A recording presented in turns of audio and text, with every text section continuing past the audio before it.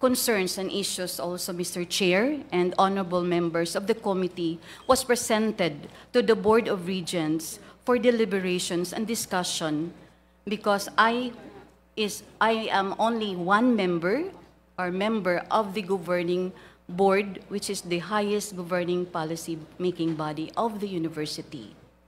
So my point, Mr. Chair and honorable members of the committee, that we tried our best to really investigate and to know the truth also. Thank you, Mr. Chair. The Honorable Acop is recognized. With the indulgence of the Honorable Barbers, Madam President, sabi po niyo, nag-imbestiga po kayo, di po ba?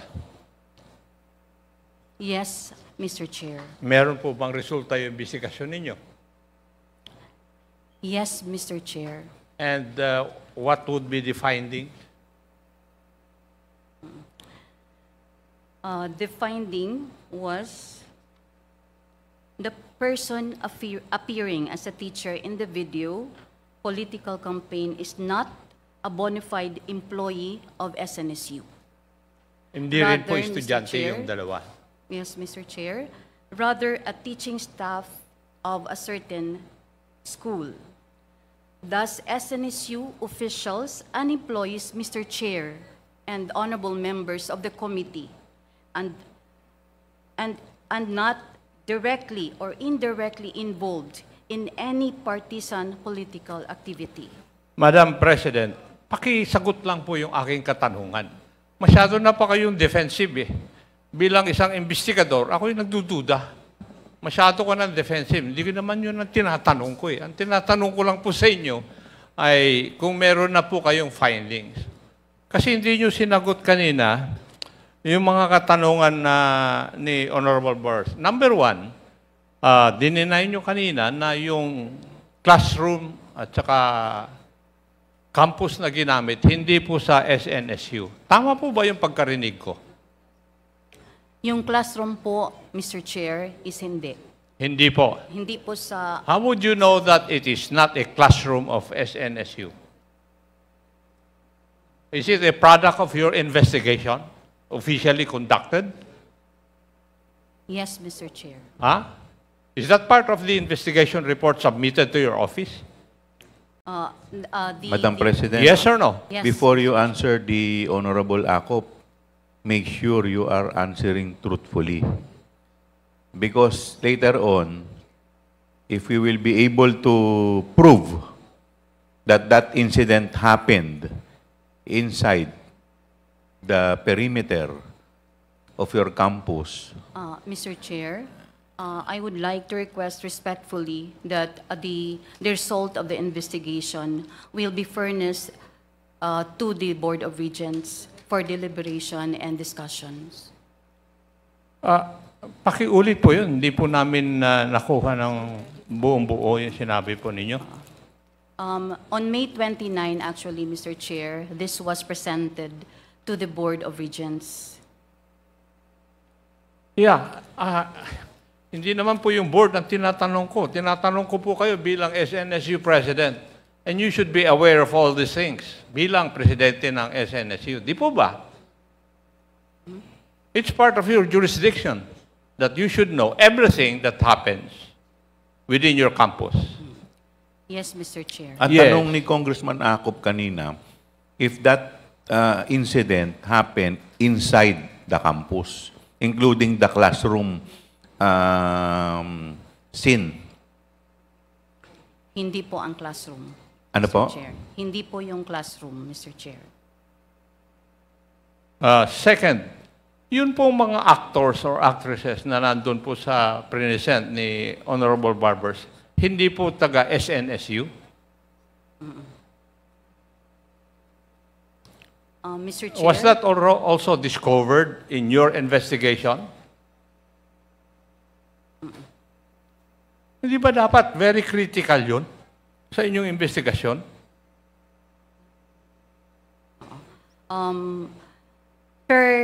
Based on the investigation, Mr. Chair, that 7 out of 10 students personally and voluntarily participated in the video political campaign. So in other words, ang sagot po nyo doon sa aking katanungan, estudyante po ng SNSU, yung mga nag-participate doon. Yes or no? Some po. Hindi O, lahat. sige, Sam. Ilan ba yung estudyante na pinag-uusapan po natin? 7 out of 10, Mr. Chair. 7 out of 10. Mas maraming estudyante ng SNSU. At doon sa investigation report, yung tatlo, hindi nyo po alam kung saan nanggaling. Yun po ba ang ibig nyo sabihin? Yes, Mr. Chair. And Next question, Madam President. May prinisinta po rin si the Honorable Barbers na affair or event sa isang gymnasium. Yung gymnasium ba na yun, hindi gymnasium ng SNSU?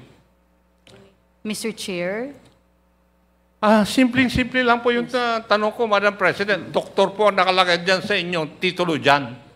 Pakisagot lang po yung aking tanong. Otherwise, I will move to cite you in contempt.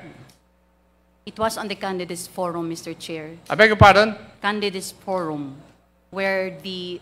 Gymnasium ba ng SNSU yun? Yun po ang aking Yes, katanungan. yes, Mr. Yes, Chair. simpleng-simple lang For po yung aking candidates katanungan. And I do not know why a doctor of philosophy cannot answer a simple question. This is an investigation in aid of legislation. And you should answer questions directly, Madam President. Di po ba? So in other words, lahat po ng sinyales ay nagamit po yung inyong campus. Would you agree with that, Madam President? Nandun yung estudyante, nandun yung gymnasium ninyo.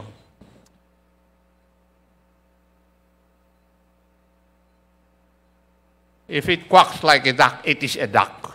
Madam President. Mr. Chair, I think I have to verify first because based on my knowledge, the university gym was used for the candidates forum where it was being hosted by agencies and the Commission on Election, not for promotional video.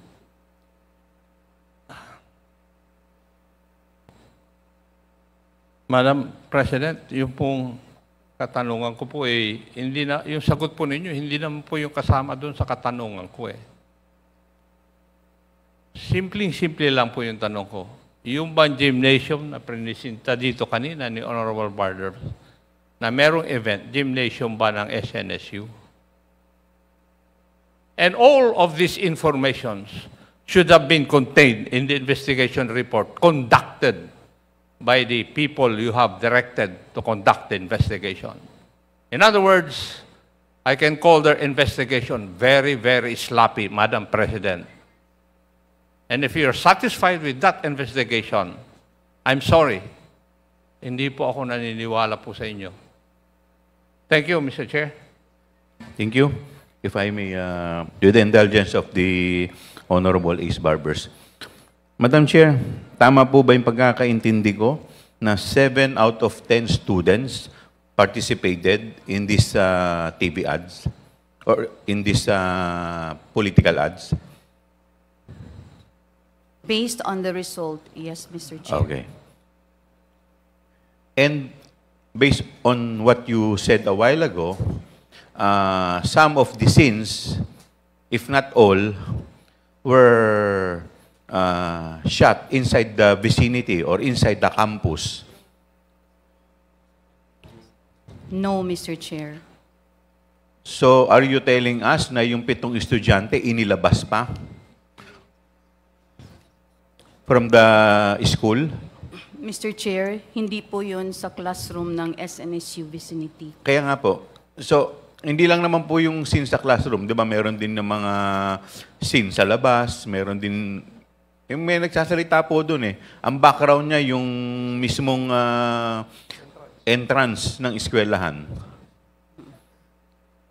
Hindi rin po ba yun sa campus? Gumawa rin sila ng artificial na pinto or ng gate? Sa labas ng campus. Okay. Now, my question is, hindi po ba sila humingi ng permit sa inyo? Not that I know of, Mr. Chair. Kumuha ng estudyante ninyo, nag-shoot sa labas ng campus ninyo, and yet, kahit na isa, walang permit. Hindi po ba kayo nagalit dahil 7 estudyante ninyo nagamit sa political ads, pati yung mismong eskwelahan ninyo? I mean, that is the common reaction pag wala kang kinalaman. That's why, Siyempre, as president, what if yung estudyante nagagamit? That's why, Mr. Chair, we really have conducted a thorough investigation on the same. We cannot do otherwise because we are not sure whether or not they are our students. So, you're saying na talaga totally wala po kayong alam. Yes, Mr. Chair. All right. Yes, Mr. Chair, Honorable. matanong ko lang ulit si Madam President. Honorable Barbers, to Plano. recognize. Right before you Yes. continue, the Chair would like to recognize the Honorable Brian Raymond Jamsuan from Bicol Saro, Honorable Bagook from PL APEC, Honorable Crispin Diego Remulla